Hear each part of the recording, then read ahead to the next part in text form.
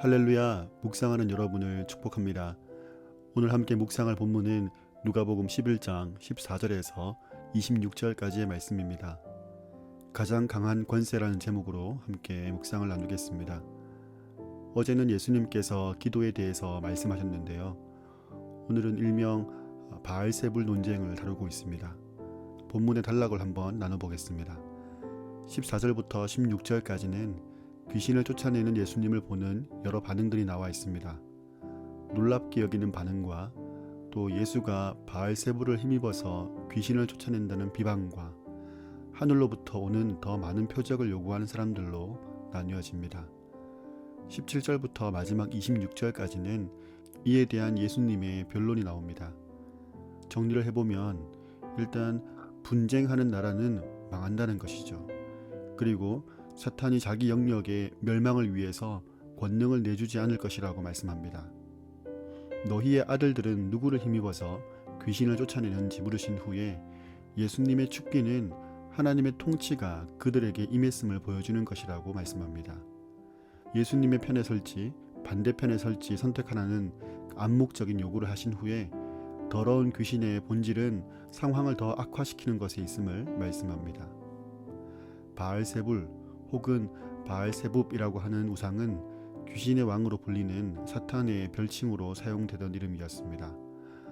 구약 시대에 블레셋 사람들이 섬기던 신의 이름이었고 열왕기 하에서는 북이스라엘의 아하시아 왕이 자신의 몸이 나을지 바알세붑에게 물어보라고 해서 하나님의 진노를 산 적도 있습니다. 예수님에 대한 정보는 점점 축적되어 갔을 것입니다. 당시의 종교 지도자들은 예수님이 행하신 기적들에 대한 나름대로의 분석들도 했을 것입니다. 예수님이 하나님이시라는 것을 깨우치지 않는 이상 이해가 되지 않는 일들이었습니다. 그들은 자신들이 잘못 생각했을 수도 있다는 가능성을 배제하고 예수님의 능력이 귀신의 왕에게서 온 능력이라고 결론을 지어버립니다.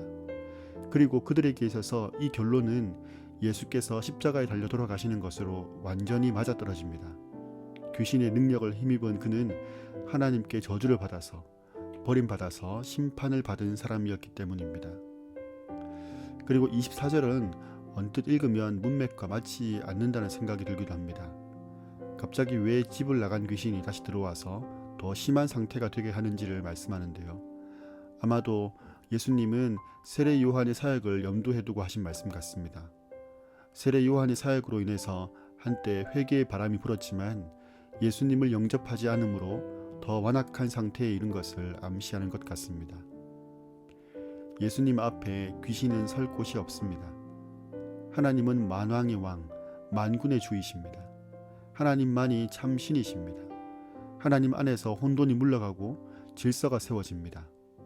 오늘 두 가지의 교훈을 얻습니다. 먼저는 예수님을 오해했던 그 사람들의 모습을 보면서 프레임을 벗어나야 된다는 생각을 해봅니다. 그들에게는 결론이 이미 내려져 있었습니다. 이해되지 않고 수용되지 않았지만 그 결론으로 집어넣는 것입니다. 그것이 마음의 완악함으로 나타났던 것이죠. 내 생각에 끌어서 맞출 수 있는 것은 세상에 없습니다. 하나님도 이웃도 일들도 그렇습니다. 내가 틀렸다는 생각을 할 수 있는 것이 진정한 용기라는 생각이 듭니다. 두 번째는 비우는 것도 중요하지만 무엇으로 채우느냐도 중요하다는 것입니다. 욕심과 탐욕을 비우는 것도 중요하지만 그것을 완벽하게 하는 것은 불가능합니다. 그래서 오히려 우리는 성령의 충만함을 구하는 것이죠. 성령의 인도를 구하는 것입니다.